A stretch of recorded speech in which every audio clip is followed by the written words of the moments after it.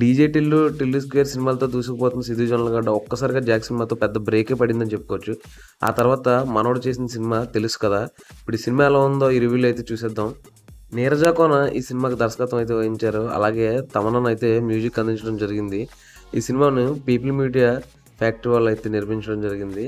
ఇక సినిమా గురించి మాట్లాడుకుంటే ముందుగా ఈ సినిమాలో పాజిటివ్స్ కోసం మాట్లాడుకుందాం. ఈ సినిమాలో పాజిటివ్స్ ఏమైనా ఉన్నాయంటే అది మల్లికా గంధ సాంగ్ ఒకటి నాకు అనిపించినవి అయితే చెప్తున్నాను.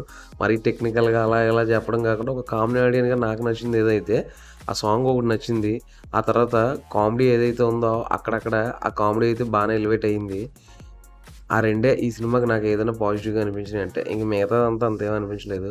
ఇక నెగిటివ్స్ కోసం మాట్లాడుకుంటే ఆ రెండు తప్ప మిగతా ఏమైతే ఉన్నాయో సినిమా మొత్తం నాకైతే నెగిటివ్గానే అనిపించింది. ఎందుకంటే రెగ్యులర్గా మనం చాలా ఇలాంటి స్టోరీలన్నీ చూసేసాం ఆల్రెడీ. బట్ ఏంటంటే ఏదో కొత్తగా ట్రై చేద్దాం అనుకున్నారు, కానీ అంతగా అయితే వర్కౌట్ అవ్వలేదు. చాలా స్లోగా నెరేట్ చేసినట్టయితే అనిపించింది. అసలు ఫస్ట్ హాఫ్ వచ్చేసరికి చాలా ఇంట్రెస్టింగ్గా స్టార్ట్ అయింది సినిమా అయితే. స్టార్ట్ అయిన కొద్దిసేపటికి కూడా చాలా నీట్గానే డీల్ చేశారు. ఒక ఇంట్రెస్టింగ్ పాయింట్ తర్వాత సినిమా వేరే టర్న్ అయితే తీసుకుంటుంది. అప్పటి నుంచి ఇంకా రొటీన్ అవే సీన్లు రిపీట్ అయిన ఫీలింగ్ అయితే అనిపిస్తుంది. కొన్ని ఇంటర్వెల్ తర్వాత ఏదైనా మారుతుంది అనుకుంటే ఫస్ట్ పావుగంట కూడా అంత ఇంట్రెస్టింగ్ అయితే సాగదు. ఆ తర్వాత సెకండ్ హాఫ్ ఏదైతే ఉందో స్టార్ట్ అయిన తర్వాత కొంచెం ఇంట్రెస్టింగ్ స్టోరీకి అయితే మారినట్టు అయితే అనిపిస్తుంది. యాక్చువల్గా డైరెక్టర్ నీరజ కోన ఇటువంటి స్టోరీని కొంచెం డిఫరెంట్గా ట్రెండీగా ఇప్పుడున్న మోడర్న్ యూత్కి అర్థమయ్యే విధంగా నెరేట్ చేద్దాం అనుకున్నారేమో. బట్ కామన్ ఆడియన్స్కి అయితే అంతగా ఇది అర్థం అవ్వకపోవచ్చు. ఎందుకంటే ఇలా ఇటువంటి ట్రయాంగిల్ డ్రామాస్ మనం చాలానే చూసాం. బట్ ఇందులో అయితే కొంచెం కన్ఫ్యూజన్ నెరేషన్ అయితే ఉంటుంది. దానివల్ల కొంచెం ట్రాక్ తప్పిన ఫీలింగ్ అయితే మనకు అనిపిస్తూ ఉంటుంది. అలాగని సినిమా పూర్తిగా బోరింగ్గా ఉంటుందంటే అలా కూడా లేదు. సినిమా అయితే నాకైతే ఒక యావరేజ్ సినిమాగానే అనిపించింది. ముఖ్యంగా తమన్ అయితే ఈ సినిమాలో బీజిఎం కానీ ఉన్న 2 సాంగ్స్ ఏవో అవైతే బాగానే అనిపించినవి. అవే కొంచెం లేదంటే ఇంకా ఇబ్బందిగా ఉండేది ఈ సినిమా చూడడం అయితే.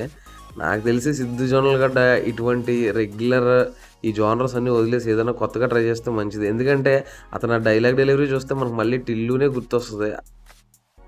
ఆల్రెడీ ఇటువంటి triangle love story Krishna and his Leela ఎప్పుడో చేసాడు సిద్ధు అన్న అయితే.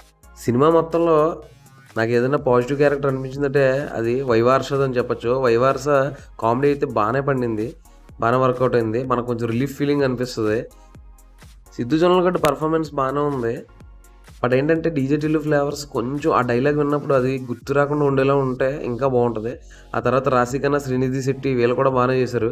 వైవార్ష మాత్రం అయితే నాకు చాలా చాలా బాగా నచ్చింది. అతని కామెడీ వల్లే కొంచెం సినిమాలో రిలీఫ్ అనిపిస్తుంది.